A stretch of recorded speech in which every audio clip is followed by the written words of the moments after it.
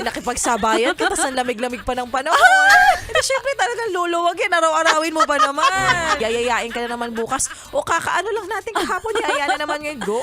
Nasukat mo na ba? Sumikip ba to? O lumuwag ba? Alam mo, hindi ko pa siya nasusubukan, pero parang sa pakiramdam ko pa lang, parang lumaki. Nakipagsabayan ka, tas ang lamig-lamig pa ng panahon. Syempre talagang luluwag yan. Araw-arawin mo pa naman. Panayaya ba naman kasi? Kasi syempre, ikaw ba naman makakatanggi ka once na yaya ka. Di Okay. syempre, Go ka? go ka na naman. Yayayain ka na naman bukas. O kakaano lang natin kahapon, yaya na naman ngayon. Go!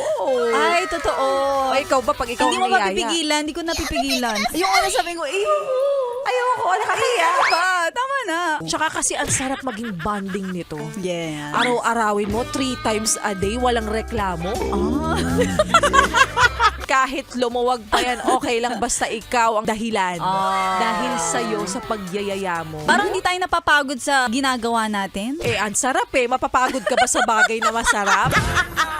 Pinag-uusapan natin nila, ikaw barista, ay kung nasukat mo na ba ang timbang mo. Correct. Kasi sumisikip talaga, lalo na yung damit natin kapag lumiit tayo. Napansin mo ba yan Nag-lose sa'yo? weight. Ngayon hindi. Ay, nako, nadagdagan ako. Ako Talagang din. Totoo. kilo.